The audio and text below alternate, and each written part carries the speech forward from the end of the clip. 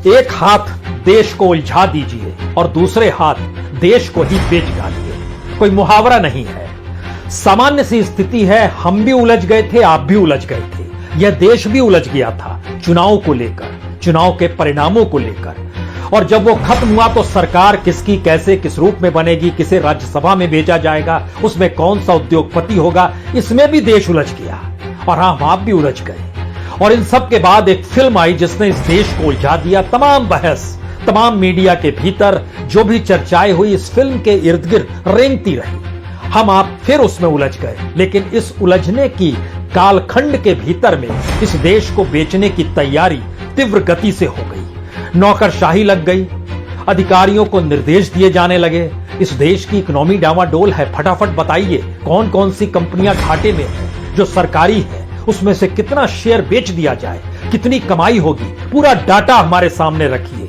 और यह प्रक्रिया बीते 3 बरस से बड़ी तेजी से चल रही है। लेकिन जिस दौर में हम और आप उलझे, उस दौर में 29 कंपनियों के नाम और निकल कर आ गए। नौकरशाही ने कहा कुछ फायदे में भी है। कहा गया अगर कॉर्पोरेट उसे खरीदना चाहता है तो बेच डालो, उसके लिए पूरी की पूरी चार्ट पेपर को तैयार कर लो। कुछ घाटे में है, उसे तो बेच ही डालो। लेकिन सवाल इससे पहले का था कि 23 कंपनियां इससे पहले भी दीपम ने, जो फाइनेंस मिनिस्ट्री के तहत दीपम आता है, दीपम का मतलब बहुत साफ होता है कि department of investment and public asset management, उसके मातहत जिन कंपनियों को इससे पहले फहरिस्त में जोड़ा गया वह कंपनियां बिक नहीं पाई क्योंकि देश की अर्थव्यवस्था डावाडोल है।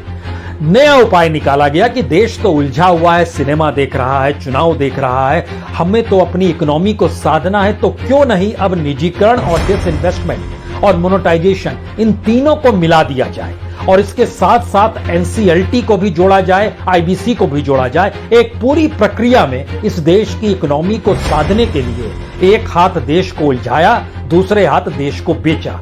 क्योंकि जो अधिकारी लगे हुए हैं जिन 29 कंपनियों को लेकर, और इससे पहले जो 23 कंपनियां भी फहरिस्त में थी, जो बड़ी बड़ी कंपनियां उस रूप में नहीं है जैसे आपके जहन में आएगा कि भारत पेट्रोलियम, उस हिसाब से नहीं है, ना ये एयर इंडिया है जिसकी एक स्ट्रेटजिकली मैनिपुलेटिंग जो की गई वह भी सबके सामने है। तो सबको वो आदर्श बताया जा रहा है कि चाहे 60,000 करोड़ का घाटा हो, लेकिन खेल 18,000 करोड़ में भी किया जा सकता है, बेच डालिए। हम नहीं चलाएंगे तो हमें पेमेंट नहीं देनी होगी, हम रोजगार के प्रति चिंतित है नहीं तो हम फिर कहां से नौकरी के लिए किसी दिशा में काम करना शुरू करें, बेच डालिए सबको।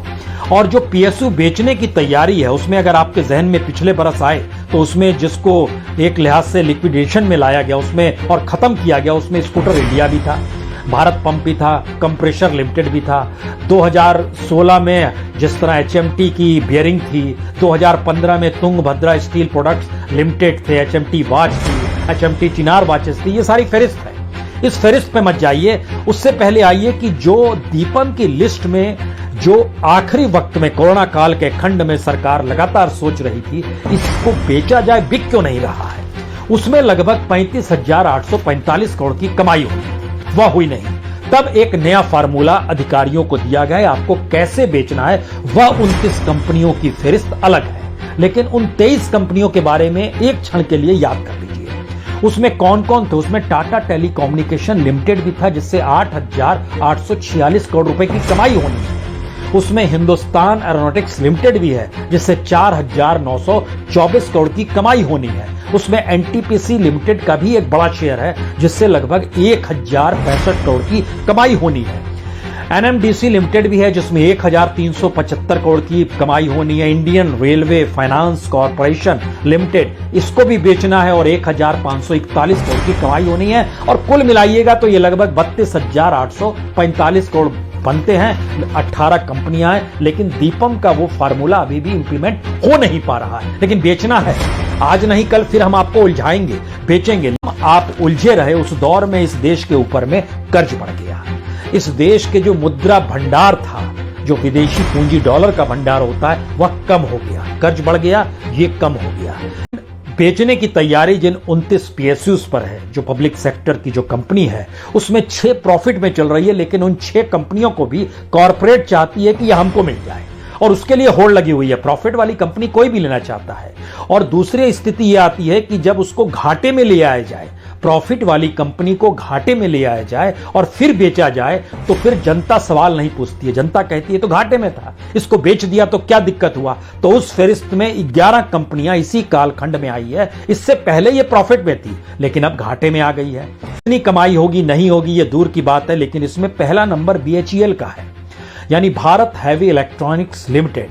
इसको लगभग कमाई जो थी, इसका जो पूरा का पूरा नेटवर्थ है वो लगभग 7,000 करोड़ का है।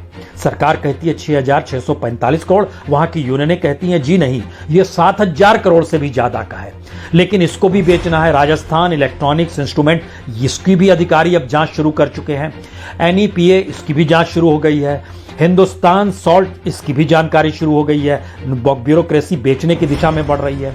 Andrew yellow and company limited, heavy engineering corporation limited HECL, इसको भी बेचने की कार्रवाई शुरू हो रही है। सीमेंट कॉर्पोरेशन ऑफ इंडिया, इसको भी बेचने की कार्रवाई है। मैकॉन का नाम बहुत पहले से चला आ रहा था और कहा जा रहा था कि क्या स्ट्रेटेजिक ट्रांसफर जिस तरीके से एयर इंडिया का किया गया, क्या इन 29 कंपनियों को लेकर हम उस दिशा में नहीं बढ़ सकते हैं, क्योंकि इनमें से 14 कंपनियों का लिक्विडेशन जो है, जो दिवालिया की दिशा में दिखाया जा चुका है। यहीं से सबसे बड़ा सवाल होता है कि एक तरफ दीपम की फहरिस्त में 23 PSU, उसके बाद ये 29 PSU, इसके अलावे 6 बड़े जिसमें कॉन्कर भी है, HPCL भी है, ये तमाम जो बड़ी बड़ी कंपनियां हैं उससे जुड़ी हुई लगभग 6 कंपनियां, यानी जोड़ना शुरू किएगा तो 50 से ज्यादा कंपनियों को सरकार बेचेगी, तब क्या यह देश चलेगा। और ये कंपनियों को खड़ा किया गया इस देश की ही पूंजी से और उसको शिफ्ट कर दिया जाएगा कॉरपोरेट और प्राइवेट सेक्टर के हाथों में। सरकार कहेगी ये घाटे में चल रहे थे।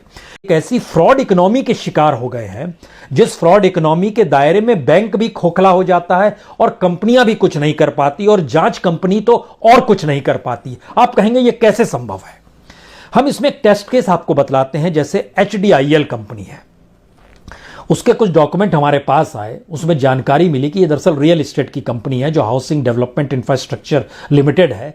अगर आपको याद होगा तो इसी ने Punjab and Maharashtra cooperative bank को लूटा, करोड़ों रुपए का घपला घोटाला किया, वो बैंक डूबने लगा, जनता को मुश्किल होने लगी। जो खातेदार थे लाइन में खड़े रहे, अपने पैसे को निकालने के लिए खड़े रहे। सरकार बोला हम कुछ अरेंजमेंट करते हैं, अब 5,000 निकाल सकते हैं, 10,000 निकाल सकते हैं, लेकिन आज तक वो चीजें पटरी पर आई नहीं है जो Punjab and Maharashtra cooperative bank को HDIL ने किया। और HDIL के नाम जो थे राकेश बधावन, भूले नहीं होंगे, उनके बेटे थे सारंग बधावन। कंपनी दिवालिया हो गई। ये गई IBC के पास और NCLT के पास। NCLT ने पिछले सितंबर को एक फैसला सुनाया। उन्होंने कहा कि दरअसल कॉर्पोरेट इंसॉल्वेंसी और रेजोल्यूशन प्रोसेस जो है इसकी अब समय सीमा नहीं बढ़ाएंगे। उसने डिसीजन ले लिया। उसके बाद उस मामले को एक दूसरे ट्रिब्यूनल में ले जाया गया। उस ट्रिब्यूनल ने इसी 2 महीने पहले जनवरी में कहा, हम लोग तो चुनाव में उलझे हुए थे, जनवरी में कहा नहीं NCLT का फैसला गलत है, जो इसके खरीदार हैं वो सामने आए। खरीदार तो पहले भी सामने आ रहे थे, जिसमें शारदा कंस्ट्रक्शन लिमिटेड था, जिसमें बी राइट रियल एस्टेट था, जिसमें अर्बन अफोर्डेबल हाउसिंग था, जिसमें टॉस्कोनो इंफ्रास्ट्रक्चर था। लेकिन एक झटके में इसी दौर में जब हम आप चुनाव में उलझे हुए थे, अडानीज इसमें आ गए और अडानीज प्रॉपर्टी ने कहा हम भी खरीदेंगे। जैसे ही उसने कहा हमने खरीदेंगे, कमाल हो गया। शेयर मार्केट में उसके शेयर बढ़ने लगे और 1 महीने के भीतर में 55% शेयर बढ़ गए। जो 4 रुपए 15 पैसे का शेयर था वो 7 रुपए 15 पैसे तक पहुंच गया। शेयर में जबरदस्त इजाफा होने लगा। यानी जैसे ही अडानी का नाम आया और वो सरकार के साथ खड़े हैं, शेयर मार्केट बढ़ने लगा और इसका मार्केट कैप बढ़ते बढ़ते 335 करोड़ तक हो गया एक झटके में, क्योंकि 55% शेयर बच गया।